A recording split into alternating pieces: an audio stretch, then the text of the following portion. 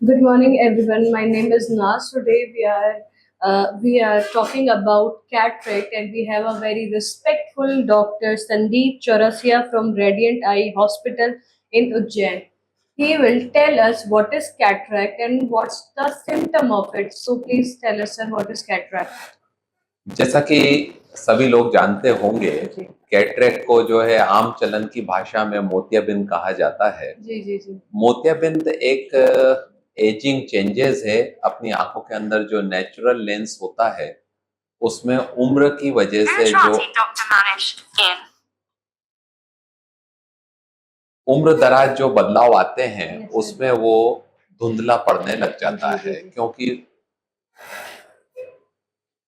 क्योंकि वो प्रोटीन का बना हुआ होता है। और जब अपन एज बढ़ती है तो जो लेंस का प्रोटीन है वो डीनेचर होने लगता है, जी जी जिसकी वजह से वो फॉगी हो जाता है। जी जी जी जब कभी अपना नेचुरल लेंस जो कि बिल्कुल ही 100% ट्रांसपेरेंट होता है, जी एक ग्लास की तरह ट्रांसपेरेंट होता है जिसमें आर पार अपने को एकदम साफ दिखाई देता है, इस टाइप का अपना नेचुरल लेंस होता है। जी जी एज के साथ में जब उसका प्रोटीन डीनेचर होने लगता है तो वो धुंधला होने लगता है, फॉगी होने लगता है। जैसे कि किसी कांच को अगर अपन रेती से घिस दें, उस पे स्क्रैचेस आ जाएं, जी जी तो दूर की वस्तु हमेशा धुंधली दिखाई देने लगती है, जी धुएं धुएं जैसा उसको दिखाई जी जी देने जी जी लगता है। इसको हम मोतियाबिंद आम चलन की भाषा में बोलते हैं। जी इसका बड़ा साधारण सा उपचार है। आप टाइमली डॉक्टर्स को दिखा लें।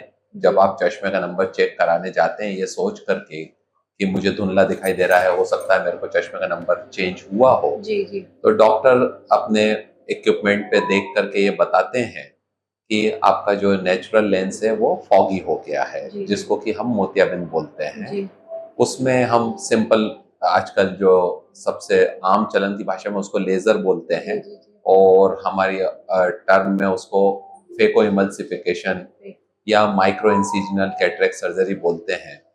उससे हम उस नेचुरल लेंस को लिक्विफाई करके, इमल्सिफाई करके बाहर सक कर लेते हैं। बहुत छोटा पोर्ट हम बनाते हैं, लगभग 2 मिलीमीटर या 2 मिलीमीटर से भी छोटा एक पोर्ट आंख के अंदर बनाया जाता है, जी जी जिसमें से फेको इमल्सिफिकेशन मशीन की टिप, हैंड पीस की टिप उस लेंस को गला करके बाहर सक कर लेती है। और जो आर्टिफिशियल लेंस होते हैं वो हम उसी लेंस के, जो नेचुरल लेंस का बैग होता है, उसी में इम्प्लांट कर देते हैं, जी जिससे आदमी को, पेशेंट को जी सर्जरी के बाद में साफ दिखाई देने जी लगता है। जी हाँ। सर, जैसे कि कैटरेक्ट को हम नॉर्मल भाषा में मोतियाबिंद कहते हैं, तो इसका कोई हमारी डेली लाइफ पे इफेक्ट पड़ता है? देखिए क्या है, जब मैंने अभी हाल बताया कि जी अपनी आंखों से जो है दूर की वस्तु धुंधली दिखाई देने लगती जी है, जी फॉगी दिखाई देने लगती है। और अगर अपन इसको काफी लंबा डिले कर देते हैं तो आप कह सकते हैं कि कई बार ऐसा भी होता है कि आपको सड़क पे कुछ ठोकर दिखाई नहीं देती है, दूर के लोग आपको पहचान में नहीं आते जी जी हैं, जी तो जी ऐसी लाइफ जीने का कोई मतलब नहीं है। जी बिल्कुल जबकि आपका इतनी बढ़िया रेमेडी जी जी मौजूद है, अच्छी टेक्नोलॉजी है, काफी सेफ टेक्नोलॉजी है, जी जी लेंसेज इतने बढ़िया आ गए हैं कि आप वापस यंग एज में जैसा जी आप जी देखते जैसे थे आई वैसा तो देख जी जी सकते हैं। जी क्या तो सर, मैं ये कह रही हूँ, इसके कोई सिम्टम्स वगैरह होते हैं?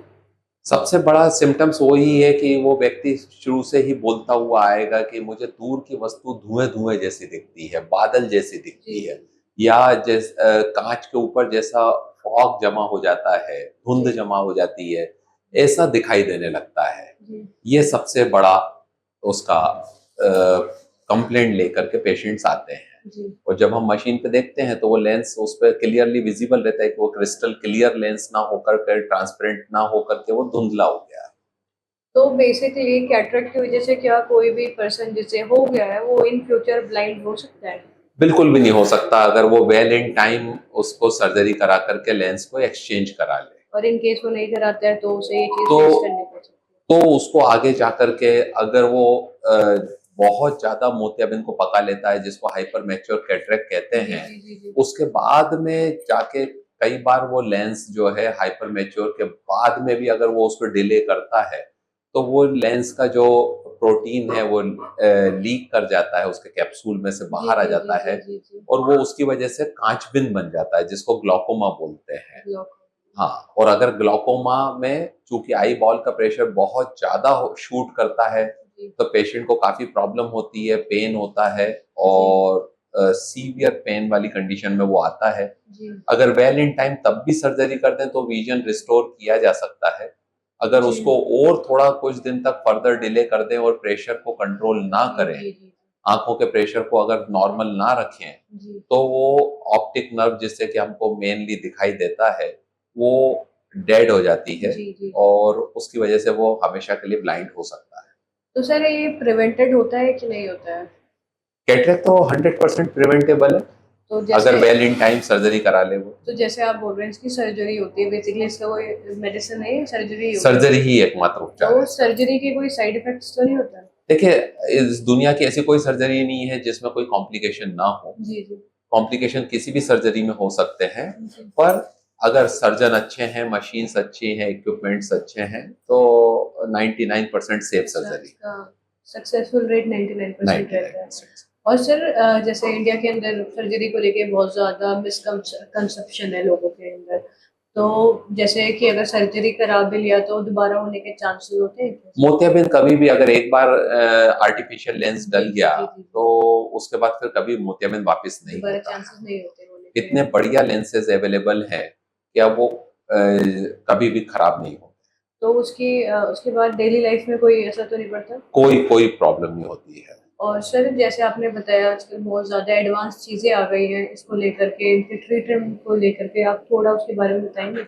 अब आजकल, पहले एक जमाने में एक मोनोफोकल लेंस ही आते थे, जी जी जिसमें क्या होता था कि जब मोतियाबिंद का सर्जरी करते थे मोनोफोकल लेंस डाल दिया करते थे जी जी और जी उस लेंस की वजह से उस व्यक्ति को जो है दूर का तो अच्छा दिखाई देता था, पर जब रीडिंग की बारी आती थी, बारीक पास वाले, बारीक कोई भी काम करना होता था, जी नियर जी विजन कोई काम होता था, सिलाई कढ़ाई जी बुनाई है, जी जी अनाज बीनना चुनना है, तो इस सब के लिए उसको चश्मा लगाना पड़ता था। अब लेंसेज में इतने एडवांसमेंट हो चुके हैं, इतने बढ़िया लेंसेज मार्केट में अवेलेबल हैं कि अब जी व्यक्ति स्पेक्टिकल फ्री लाइफ जी सकता है ओल्ड एज में भी, जी जी यदि वो अच्छे लेंसेज इम्प्लांट करवाता है तो। जी सर, इसके अलावा अगर आप कोई एडवाइस अपने पेशेंट्स को या जो सुनने वाले हैं अभी आपको उन्हें देना चाहें?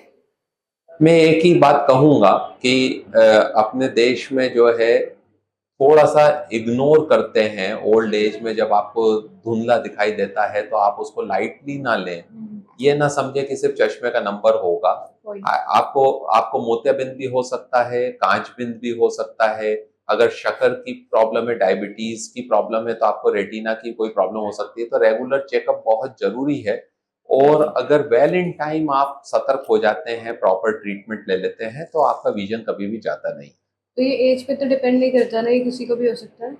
हाँ, अभी जो देखने में आ रहा है, जो चेंजेस हमने देखे हैं, पहले ये ओल्ड एज में ही मोस्टली होता था और अभी हम देख रहे हैं यंग लोग में भी बहुत ज्यादा कैटरेक्ट। और सर जेनेटिक तो नहीं होता ये? इसका जेनेटिक्स कोई इससे संबंध कोई नहीं, कोई संबंध संबंध। नहीं है।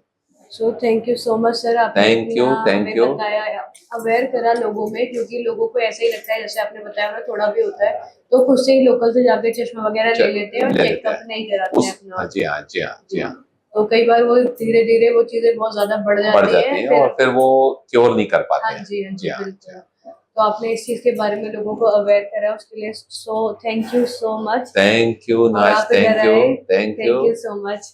Thank you.